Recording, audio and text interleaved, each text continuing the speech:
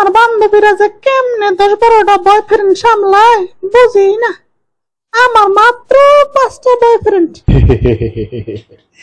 এই পথ দিয়েই তো যাইব, প্রতিদিন এই পথ দিয়েই যায়, আজকে তোমাদের ধর্ম।